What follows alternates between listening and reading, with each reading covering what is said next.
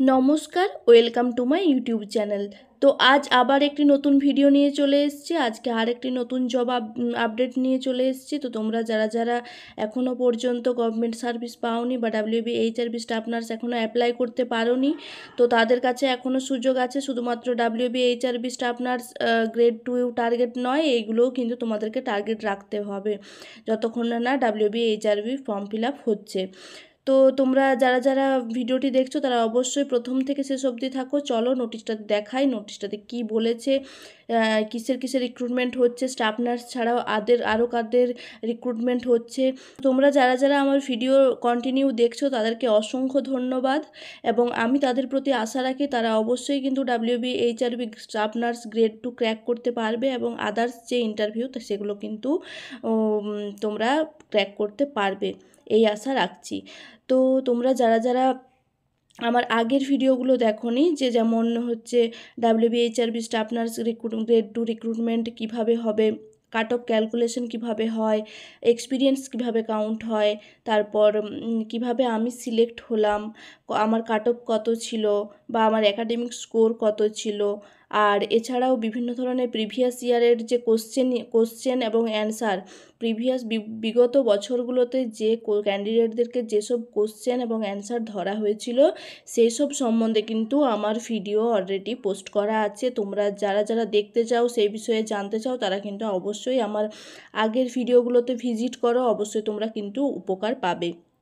আমার সেখানে part 1, part 2, part 3 এছাড়াও মেডিসিন ওয়ার্ড বা আদার্স যে ওয়ার্ডে কীভাবে কী কোশ্চেন ধরে, কিভাবে তোমাদের কাছে কোশ্চেন আসতে পারে, সেই রিলেটেডও কিন্তু কিছু কিছু ভিডিও দেওয়া আছে। এছাড়াও কিছু কিছু ভিডিও আমি দিতে থাকবো। তো তোমরা যারা যারা এখনও চ্যানেলটিকে সাবস্ক্রাইব করোনি, অবশ্যই কিন্তু চ্যানেলটিকে সাবস্ক্রাইব করে রাখো পরবর্তী আপডেট পাওয়ার জন্য। যে কোনো ধরনের জব আপডেট বা কোনো রকম এঙ্গেজমেন্ট লিস্ট বা তোমাদের কোনো রকম এক্সাম বলো বা ইন্টারভিউ কোশ্চেন অ্যান্সার, এইসব বিষয়ে কিন্তু তোমরা স্টেপ বাই স্টেপ তোমরা কিন্তু আপডেট পাবে। তো তোমরা অবশ্যই কিন্তু চ্যানেলটিকে সাবস্ক্রাইব করে রাখো। তো আজ আবার একটি নোটিশ নিয়ে চলে এসেছে, আজকেও কিন্তু একটি জব আপডেট। তো এটি পাবলিশ হয়েছে government of West Bengal, office of the chief medical officer of health and member secretary, district health and family welfare সমিতি, রামপুরহাট হেলথ ডিস্ট্রিক্ট। তো এখান থেকে নোটিশটি পাবলিশ হয়েছে, যেটি গভর্নমেন্ট অফ ওয়েস্ট বেঙ্গলের আন্ডারে, আর এটি ন্যাশনাল হেলথ মিশনের আন্ডারেও রয়েছে। কবে পাবলিশ হয়েছে সেটা দেখে নাও, 29/7/2024, অর্থাৎ গতকালকে এই নোটিশটি পাবলিশ হয়েছে। এটি একটি এঙ্গেজমেন্ট অর্ডার লিস্ট। তো এঙ্গেজমেন্ট অর্ডার লিস্ট এটা একটা রেফারেন্স নোটিশ।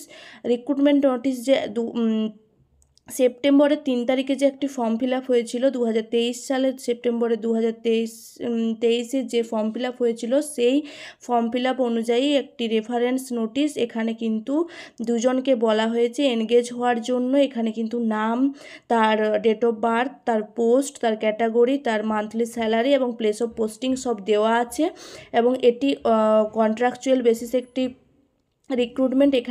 এটা কিন্তু এক্সবি ফাইন্যান্স হেলথ থেকে গ্র্যান্ট করা হয়েছে। এই পজিশনটা কিন্তু এক্সবি ফাইন্যান্সের আন্ডারে হতে চলেছে, আর এটাতে কিন্তু মান্থলি স্যালারিও দেওয়া আছে এখানে পরিষ্কারভাবে, আর এটা কিন্তু টোটালি কন্ট্রাকচুয়াল বেসিস। এখানে দেখো সিরিয়াল নম্বর দেওয়া আছে, তারপর ক্যান্ডিডেট নেম অফ ক্যান্ডিডেট দেওয়া আছে, গার্ডিয়ান নেম দেওয়া আছে, ডেট অফ বার্থ দেওয়া আছে, নেম অফ দ্য পোস্ট দেওয়া আছে, ক্যাটাগরি অফ পোস্ট দেওয়া আছে, মান্থলি স্যালারি দেওয়া আছে, প্লেস অফ পোস্টিং দেওয়া আছে। তো এখানে দেখো ফার্স্ট একজন স্টাফ নার্স থেকে একজন সিলেক্টেড হয়েছে, আর একজন CHA থেকে, অর্থাৎ কমিউনিটি হেলথ অ্যাসিস্ট্যান্ট। তো স্টাফ নার্স থেকে যে সিলেক্টেড হয়েছে তার নাম সুপ্রীতি দাস। তার ডিটেলস এখানে দেওয়া আছে, দেখো সে OBC B থেকে বিলং করছে, এবং তার প্লেস অফ পোস্টিং কিন্তু এখানে লেখাই আছে UHWC at রামপুরহাট HD। তো এখানে কিন্তু তার প্লেস অফ পোস্টিং এবং তার মান্থলি স্যালারি কিন্তু 25,000 টাকা। তো মান্থলি স্যালারি 25,000 টাকা যেহেতু, তুমি সুপ্রীতি দাস তুমি কিন্তু জয়েন করে নিতে পারো। আর একজন দেখো CHA থেকে একজনের নাম বেরিয়েছে মনীষা হরি। আমারও এখানে ডিটেলস দেওয়া আছে এবং তার স্যালারি হচ্ছে 13,000 টাকা। সিএইচএ থেকে যে জয়েন করছো তার কিন্তু 13,000 টাকা পার মান্থ স্যালারি। তারও কিন্তু পোস্টিং ওই UHWC অ্যাট রামপুরহাট HD। এরপর দেখো কিছু টার্ম এবং কন্ডিশন দেওয়া আছে জয়েন করার জন্য। এই যে দুজনের এখানে নাম দেওয়া আছে তারা কিভাবে জয়েন করতে পারবে সেই সম্বন্ধে সেই টার্ম এবং কন্ডিশনগুলো এখানে কিন্তু পরিষ্কারভাবে দেওয়া আছে। তোমরা দুজন একটু ভালোভাবে দেখে নেবে। তো এই টার্ম এবং কন্ডিশনের মধ্যে দেওয়াই আছে যে যেদিন তোমরা জয়েন করছো সেই জয়েনিংয়ের মধ্যে সেই দিন থেকেই কিন্তু তোমরা পোস্ট পেয়ে যাচ্ছ এবং সেদিন থেকেই তোমাদের কিন্তু কাজের এফেক্ট তোমাদের কাছে পড়বে।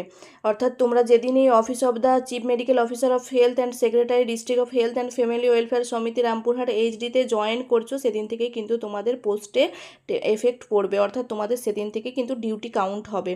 এরপর দেখো এঙ্গেজমেন্ট কিন্তু তোমাদের যে কন্ট্রাক্টটা হচ্ছে সেই কন্ট্রাক্ট এঙ্গেজমেন্টটা হচ্ছে তোমার 2025 থেকে 2026 এই ফিনান্সিয়াল ইয়ারে তোমাদের পিরিয়ডটা থাকছে।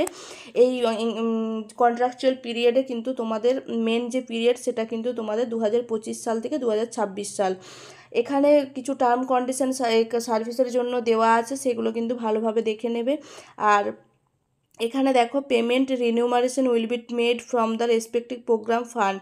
এখানে কিন্তু এই যে এক্সবি ফাইন্যান্সের হেলথ গ্র্যান্ট আছে সেখান থেকে কিন্তু তোমার পেমেন্ট রিনিউমারেশনের হবে। আর এছাড়াও কোনো রকম তোমাদের যেই কন্ট্রাকচুয়াল পিরিয়ডটা চলবে অর্থাৎ 2025 থেকে 2026 সাল অবধি পর্যন্ত তোমাদের কোনো রকম কিন্তু স্যালারি এনহ্যান্সমেন্ট হবে না, অর্থাৎ স্যালারি তোমাদের কোনো রকম 26 সাল অবধি বাড়বে না। তোমরা যাদের যাদের নাম বেরিয়েছে তারা কিন্তু অবশ্যই 6 আগস্ট 2024 মধ্যে অর্থাৎ আপ টু 4:30 অবধি তোমরা স্যাটারডে এবং সানডে অর্থাৎ শনি এবং রবিবার বাদ দিয়ে কিন্তু 6 আগস্টের মধ্যে তোমরা কিন্তু জয়েন করতে পারো এবং তোমরা তোমাদের পজিশন নিয়ে নিতে পারো। তো তোমরা এই দিনগুলো দেখে যাবে কোনো রকম স্যাটারডে পড়েছে কিনা সানডে, এই দিনগুলো কিন্তু বাদ দিয়ে তোমরা 6 আগস্টের মধ্যে ওয়ার্কিং ডেতে কিন্তু 4:30টার মধ্যে তোমাদেরকে যেতে হবে।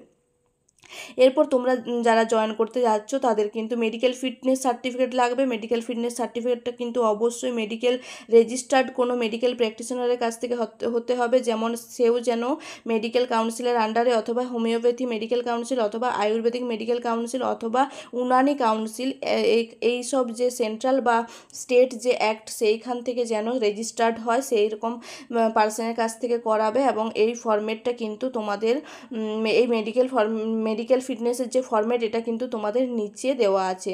এই যে দেখে নাও তোমরা, এই যে ফরম্যাট তোমাদের দেওয়া আছে এই ফরম্যাটটা ফিল আপ করে কিন্তু ওই মেডিকেল অফিসারকে দিয়ে সাইন করিয়ে তোমাদের নিয়ে আসতে হবে। তো এই যে দেওয়া আছে একটু ভালোভাবে দেখে নেবে এবং ভালো করে ফিল আপ করে স্যারের কাছে তুমি করাবে সেই স্যারের ভালোভাবে স্ট্যাম্প দিয়ে সিগনেচার করিয়ে কিন্তু অবশ্যই আনবে। এরপর তোমরা যারা জয়েন করতে আসছো তাদেরকে কিন্তু এই যে নোটিফিকেশানটি এটা ডাউনলোড করে আনতে হবে।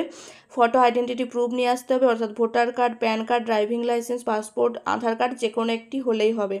এর সাথে সাথে কিন্তু একটা নন জুডিশিয়াল স্ট্যাম্প পেপার রেস 10 অর্থাৎ 10 টাকার যে নন জুডিশিয়াল স্ট্যাম্প পেপারগুলো হয় সেই স্ট্যাম্প পেপারগুলো কিন্তু নিয়ে আসতে হবে জয়েনিংয়ের সময়। আর এর সাথে সাথে কিন্তু ওই photo identity proof voter card অথবা প্যান কার্ড হতে পারে অথবা ড্রাইভিং লাইসেন্স হতে পারে অথবা পাসপোর্ট হতে পারে অথবা আধার কার্ড হতে পারে।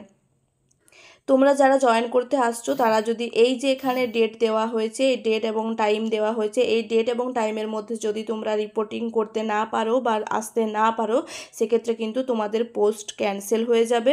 তোমাদের যে এঙ্গেজমেন্ট সিলেকশন স্ট্যান্ড যেটা তোমাদের যে পোস্ট সেটা কিন্তু তোমাদের ওই পিরিয়ডটা পেরিয়ে গেলে কিন্তু ক্যান্সেল হয়ে যাবে এবং তোমরা কিন্তু আর জয়েন করতে পারবে না। সেই জন্য তোমাদেরকে কিন্তু ডেট এবং টাইম ঠিকভাবে দেখে তারপর আসতে হবে এবং যে ডকুমেন্টগুলো বলেছে অবশ্যই তোমরা এর সাথে কিন্তু অরিজিনাল সব রকমের ডকুমেন্ট নিয়ে যাবে। যেগুলো ফর্ম ফিল আপের সময় দিয়েছিল সেগুলো কিন্তু অবশ্যই নিয়ে যাবে, এখানে বলা থাক বা নাই থাক তোমরা কিন্তু অবশ্যই সাথে নিয়ে যাবে যদি কোনো রকম দরকার পড়ে। আর এখানে তুমি যে পজিশনটা নিচ্ছ সেই পজিশনের থেকে যে কোনো রকম যে টার্ম কন্ডিশন যদি থাকে সেক্ষেত্রে কিন্তু গভর্নমেন্ট অর্ডার অনুযায়ী তোমাদেরকে কিন্তু টাইম টু টাইম আপডেট দেওয়া হবে।